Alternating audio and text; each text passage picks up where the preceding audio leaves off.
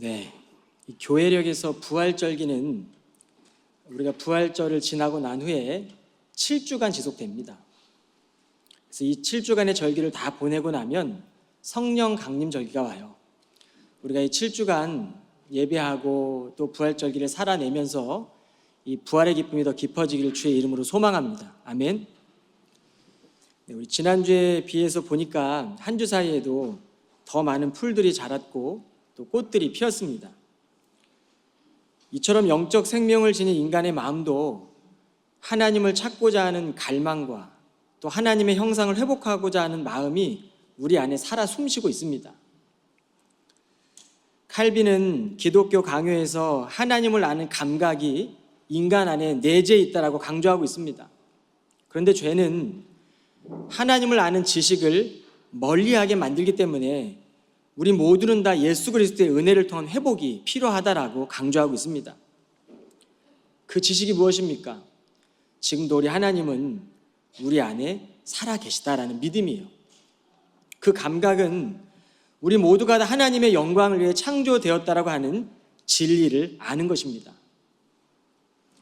여러분, 예배는요, 하나님을 아는 감각을 깨우는 매우 중요한 역할을 합니다.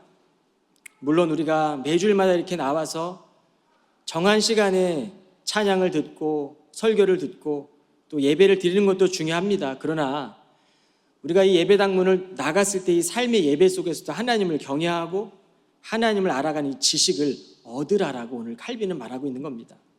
여러분, 우리 하나님은 지금도 그분의 말씀 앞에 떠는 사람들을 찾고 있습니다. 말씀이 육신이 되어 오신 우리 주님께서는요, 복음이 필요한 자들을 찾아가셨어요. 말씀이 필요한 자들을 찾아가셨다고요. 오늘 본 시편은 우리가 잘 아는 다윗이 이 죽을 병, 심각한 질병에서 회복된 것을 기념하는 감사시입니다. 오늘 본문의 6절은요, 다윗이 자신의 과거의 경험을 진술하고 있는 거예요. 내가 잘 나가던 형통의 시절에는 이제는 결코 흔들리지 않으리라 장담하였지만 오 주여, 나를 어여삐 여기시어 산처럼 크고 든든한 은혜로 나를 지켜주시던 주님께서 그 얼굴을 돌려 나를 외면하시자 나는 그만 큰 두려움에 휩싸이고 말았습니다. 다윗은 젊은 날에 생사위기의 갈림길에 놓일 때가 많았어요. 그리고 왕이 되어서 전쟁에 승리를 하고 나라의 번영의 시기가 왔을 때 그 형통함으로 인해 그만 교만의 죄가 그 안에 들어온 겁니다. 이제는 결코 흔들리지 않으리라라는 이 장담은요, 자기 과신이고 사람은 볼 수 없지만 하나님이 보셨던 다윗의 내면에 있던 교만이었어요. 성서학자들은 이 시기를 다윗의 통치 말기로 봅니다. 당시 다윗의 왕권은 견고했고 그를 위협하던 주변의 적들도 다 사라졌습니다. 그리고 공동체의 번영과 안정이 하나님의 전적인 선물이었음에도 불구하고 다윗은 이것을 인간적인 성취로 착각했던 거예요. 이처럼 죄는 자기 자신을 과대평가하고 하나님의 은혜를 망각하게 합니다. 하나님을 아는 이 감각이 무뎌지면 결국 우리는 하나님과의 교제가 멀어지게 되는 거예요. 하나님은 다윗 마음 안에 있던 그 교만을 보셨어요. 그리고 다윗으로부터 그의 얼굴을 돌리셨습니다. C.S. 루이스가 쓴 순전한 기독교란 책에 보면 교만은 본성이 경쟁적입니다. 그래서 한없이 욕심을 내는 것입니다. 세상에 시작된 이래 모든 나라와 가정을 불행하게 만든 주된 원인은 바로 교만입니다. 다른 악들은 그래도 사람들을 맺어주는 경우가 간혹 있습니다. 여러분은 술 취한 사람들이나 방종한 사람들끼리 사이좋게 지내거나 농담을 주고받거나 우정을 나누는 모습을 본 적이 있을 겁니다. 그러나 교만은 언제나 적대감을 일으킵니다. 그것은 사람과 사람 사이의 적대감일 뿐 아니라 하나님에 대한 적대감이기도 합니다. 여러분, 오늘 이 말씀을 듣는 저와 여러분 안에 숨겨져 있는 교만은 어떤 모습입니까? 사무엘하 24장에 보면 이 다윗은 통치 말기에 인구조사를 합니다. 당시 왕이 인구조사를 한 것이 무슨 문제가 되겠습니까? 그런데 하나님은 그 다윗 마음의 중심을 보셨어요. 그가 했던 이 인구조사는요, 자신의 나라의 군사들, 국력을 확인해 보고 싶었고 그 마음은 교만한 마음에서 비롯된 것이었기 때문입니다. 다윗은 그 죄로 인해 무려 그 당시 이스라엘 백성들이 7만 명이나 죽게 되었어요. 하나님께서 죄의 결과로 치신 결과입니다. 하나님은 이 다윗 내면에 있었던 마음의 이 움직임을 꿰뚫어 보셨던 것입니다. 과거 이스라엘 백성들을 보면 모세가 하나님의 이 언약궤를 받기 위해서 시내산에 올라갔을 때 그들은 금송아지를 만듭니다. 그리고 그들은 그 금송아지를 하나님이라고 여겼어요. 보이지 않는 하나님을 보이도록 금송아지를 만들고 난 후에 하나님을 대체하려고 했던 것이죠. 인간 안에는 다 내가 높아지려고 하는 인정, 영광을 받고 싶어하는 그런 욕구가 있어요. 내가 원하는 말씀만 고집하는 것도 어쩌면 하나님을 내 마음대로 빚고자 하는 현대인들의 욕망일지도 모르겠습니다. 십계명 제1, 2계명은 가장 중심이 되는 계명의 기반이고 축입니다. 이 계명이 무너지면 그 이후 계명들은 다 무너지는 겁니다. 성경은 이렇게 말씀합니다. 하나님 외에 다른 신들을 두지 말라는 것과 너를 위하여 새긴 우상을 만들지 말고 또 위로 하늘에 있는 것이나 아래로 땅에 있는 것이나 땅 아래 물속에 있는 그 어떤 형상도 만들지 말라라고 명령하고 있습니다. 여러분, 성경은 교만에 이렇게 언급합니다. 주께서는 그 마음이 교만한 자들을 아주 싫어하시므로 그런 자들은 반드시 주께 징벌을 받게 될 것이다. 교만은 멸망으로 이끄는 앞잡이요 거만한 마음은 몰락으로 향하는 지름길이다. 주께서는 교만한 사람의 집은 사정없이 헐어버리시지만 과부의 담장은 튼튼하게 지켜주신다. 우리가 매일 보는 성경에는요, 하나님의 사랑도 담겨져 있고 하나님의 진노도 언급되고 있습니다. 그런데 이 하나님의 사랑과 징계는 상반되는 개념이 아니에요. 하나님의 진노는 결국에는 회복을 위한 길로 이끄시는 사랑입니다. 오히려 죄를 짓는데도 죄에 대해서 무감각하고 하나님의 징계에 양심의 가책이 없다면 그것은 하나님과의 관계가 멀어졌다는 증거일 수도 있습니다. 다윗은 인구조사 이후에 하나님의 징계를 통해 이스라엘의 7만 명이 죽었을 때 그는 양심의 가책을 받고 자신의 죄를 회개합니다. 다윗은 하나님께서 얼굴을 돌리시면 저는 한 줌의 죄일 뿐이고 티끌 뿐입니다라고 기도하고 있는 거예요. 회상하고 있는 겁니다. 오늘 본 시편의 1절로 4절에 보면 다윗은 죽음에 빠진 것 같은 그런 상황에서 하나님께 울부짖습니다. 그때 하나님 응답해 주세요. 그 위기에 처했던 이유가 이 다윗의 죄에 대한 진노 때문이었지만 하나님의 사랑은 다윗을 그냥 버려두지 않으십니다. 하나님은 기도하는 다윗을 통해 자신의 진노를 푸시고 다윗을 죽을 병에서 구원해 주셨습니다. 여러분, 많은 이들은 하나님에 대한 모습을 자신의 경험과 삶에 비추어 연결하게 돼요. 다윗도 그렇습니다. 예를 들어 어릴 적에 아버지가 엄하고 무서웠던 사람들은 하나님의 진노에 대해서 더 두려움을 갖는 경향이 있을 겁니다. 아버지의 부재 속에서 결핍을 경험하며 자란 사람은 함께 하시는 하나님을 실제적으로 실감할 때 어려울 수도 있어요. 그러나 우리 하나님은 다릅니다. 우리가 기도할 때 우리 하나님은 지금도 살아서 역사하신 우리 아버지세요. 그리고 결국에 우리를 회복의 길로 인도하시는 분이십니다. 오늘 본 시편에 보면 다윗은 하나님을 이렇게 고백하고 있습니다. 5절입니다. 그분의 진노는 잠깐이요 그분의 은총은 영원하도다. 비록 밤에는 슬피 눈물을 흘렸을지라도 아침이 되면 기쁨이 흘러 넘치리라. 오늘 다윗이 고백했던 이 하나님의 모습입니다. 여러분, 하나님의 징계와 진노는 언제나 구속적 목적을 지니고 있습니다. 현재 여러분이 생각하고 계신 하나님의 모습은 어떠십니까? 여러분, 부활절기를 보내면서 우리는 여전히 인생의 밤이 찾아올 때가 있을 거예요. 부활절기를 우리가 보내면서도 여전히 우리는 하나님이 침묵하시는 것 같고 하나님이 우리에게서 얼굴을 돌리신 것 같기도 할 때가 있을 겁니다.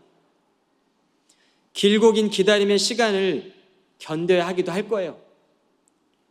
그러나 이 고통의 시간을 지나고 있는 이들에게 그 밤이 유난히 길게 느껴지고 하나님의 진노가 끝이 없는 것처럼 여겨질지도 모르겠습니다. 그럴 때면 하나님의 은총은 매우 짧고 하나님의 진노가 영원한 것 같다 여겨질 거예요. 그러나 그때마다 이 다윗의 고백을 기억하십시오. 이 다윗의 고백은 우리의 고백이 되어야 해요. 하나님의 진노는 짧고 하나님의 은총은 영원하다. 계속되는 다윗의 고백을 들어보시기 바랍니다. 8절로 12절입니다. 그때 내가 주께 부르짖고 주의 은혜를 바라며 간구하기를 주여 내가 이렇게 죽어 저 아래 구덩이로 떨어지는 것이 주께 무슨 유익이 되겠습니까? 죽어 한 줌에 티끌된 자가 어떻게 주님을 찬양할 수 있겠으며 어떻게 주의 진리를 사람들에게 널리 선포할 수 있겠습니까? 하오니 주여 내 간구를 들어주소서 이 몸을 어여삐 여겨주소서 제발 나를 도와주소서 하였더니 그제야 주께서 내 슬픔의 눈물을 기쁨의 춤으로 바꿔주셨고 나에게 통곡의 베옷을 벗기시고 기쁨의 나들이 옷을 입혀주셨도다. 그러므로 내 영혼이 어찌 입 다물고 가만히 있을 수 있겠나이까? 내가 어찌 입 벌려 주께 감사하지 않을 수 있겠나이까? 오 주여 내 하나님이시여 내가 영원토록 주께 감사의 찬양을 올려 드리렵니다.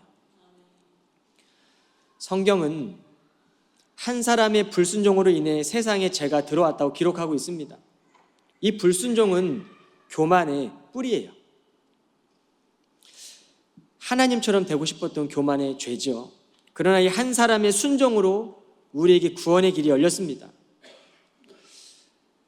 여러분, 그러므로 우리가 인생을 살아가며 믿음의 여정 가운데 우리 안에 자랑할 것이 남아있다는 생각이 든다면 좀 더 낮은 데 마음을 두시고 주님의 겸손함을 배워보시면 좋겠습니다.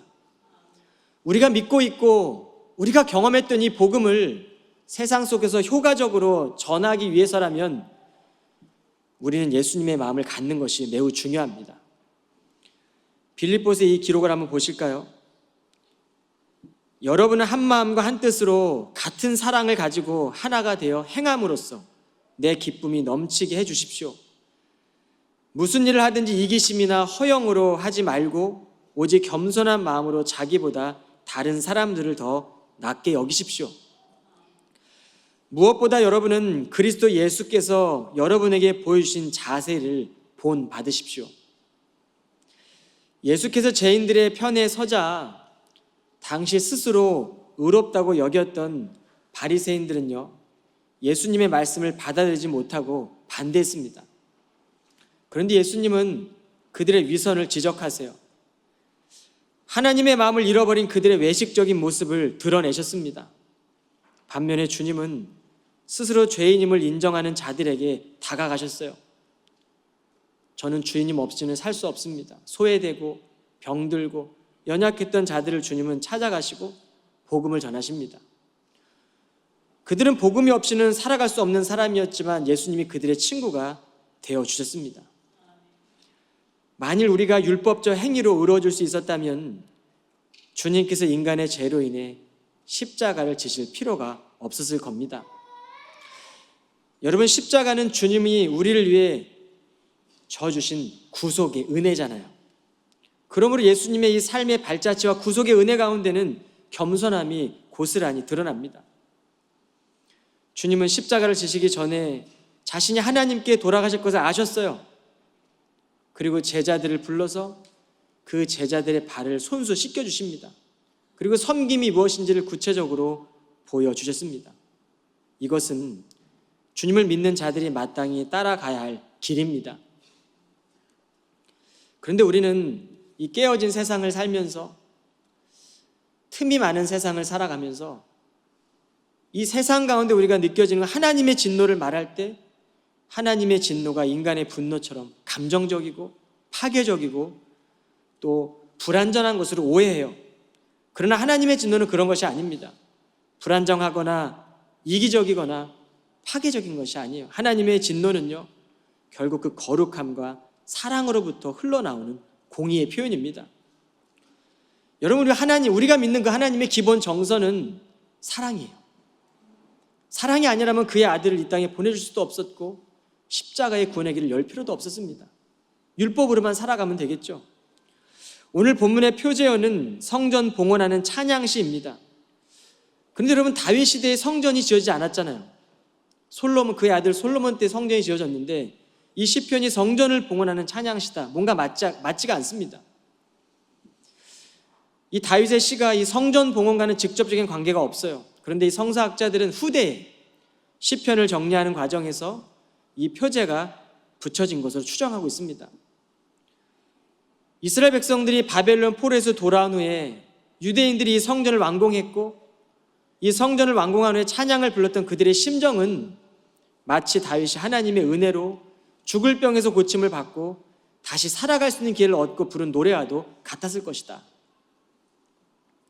죄로 인해 무너졌던 이 마음의 회복은 마치 고칠 수가 없었던, 어느 누구의 의사도 고칠 수 없었던, 어떤 병원에서 치료할 수 없었던 그 중병으로부터 치료받은, 그것을 경험하고 난 뒤에 깊은 감사와 기쁨의 노래와도 같은 것이죠. 우리 모두는 영적으로 보면 다 죽을 병에서 구원받은 사람들이에요. 그렇다면 성도가 예배를 드리는 분명한 이유는요, 하나님 앞에 나와서 오늘도 우리의 마음의 성전을 다시 점검하고 세상으로 들어가 가치 있는 삶을 살기 위함입니다. 모든 사람의 인생에는 낮의 시간도 찾아올 것이고 밤의 시간도 찾아옵니다. 아무리 우리가 부활절기를 보내고 세상을 살아갈 때 현실 가운데서는 여전히 우리 가운데 건강할 때도 있지만 질병이 찾아올 때도 있을 거예요. 기쁠 때도 있겠지만 슬플 때도 있을 겁니다. 내가 아무리 걷고 싶어도 멈춰야만 할 때가 있고 멈추고 싶을 때 주님은 나아가라라고 할 때가 있습니다. 그런데 밤의 시간은 절망입니다. 좌절이고 두려움이고 답답함이에요. 어쩌면 이 하나님의 진노로 비유되는 이 밤의 시간이 영원히 계속될 것 같은 마음으로 살아가는 시간일지도 모르겠어요. 그런데 여러분, 하나님은 잠시 동안, 그러나 더 큰 긍휼과 사랑과 자비로 자신의 백성들을 품어주시는 분이십니다. 아무리 깊은 밤이라도 오늘 다윗의 고백을 보면 기쁨의 아침이 오게 되리라라고 고백하고 있어요. 현재 우리의 삶이, 내 삶이 고통스러운 밤의 시간이라면 지금 주어진 상황과 환경이 전부인 것처럼 여기지 마시고 그 시간에 하나님께 소망을 두십시오. 우리가 스스로 흔들리지 않으리라 장담해도 주님이 우리에게 얼굴을 돌리시면, 외면하시면 우리는 큰 두려움에 빠지게 되는 연약한 존재들입니다. 우리는 내일 일조차 알 수 없는 너무나 연약한 존재들이에요. 다윗은 한 줌의 티끌이라고 고백했습니다. 그만큼 본인이 연약하다는 거죠. 깨달은 겁니다. 이 사실을 깨닫고 우리가 믿음으로 반응할 때 비로소 하나님의 말씀의 능력이, 하나님의 말씀의 이 놀라운 권능이, 영광이 이 땅을 살아가는데 얼마나 위대하고 거룩한 것인지를 우리는 믿게 되는 것이죠. 여러분, 그렇다면 우리의 삶에서 믿음을 가로막고 있는 것은 무엇입니까? 말씀은 단순히 우리가 고백하는 은혜의 간증으로 끝나는 것이 아닙니다. 이것은 이미 이루어진 구원의 역사입니다. 그리고 하나님의 사람들이 이 구원의 역사를 통해 살아있는 고백으로 살아내는 거예요.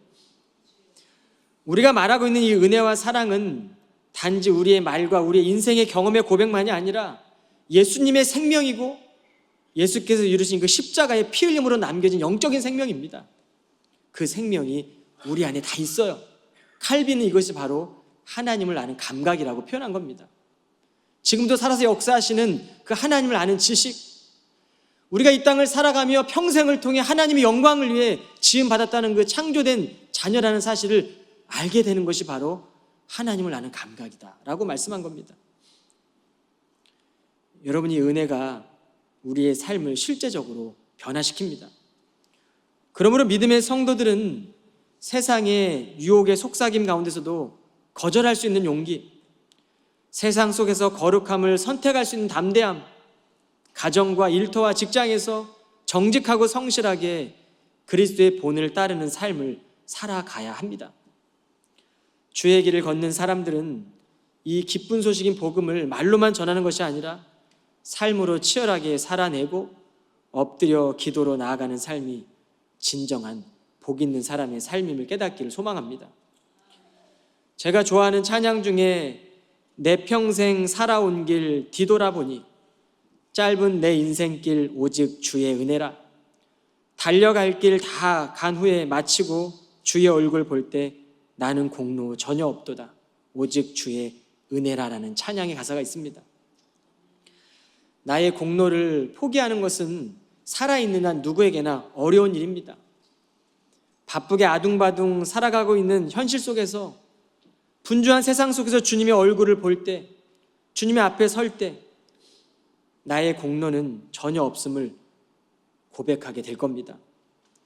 여러분, 우리가 살아가는 이 세상이 전부인 것처럼 움켜쥐고 갈등하며 살아가는 이 현실 가운데서도 주님 앞에, 이 말씀 앞에 서게 될 때 우리는 여전히 두렵고 떨리는 존재로 살아가야 하는 하나님의 자녀임을 깨닫게 되는 거예요.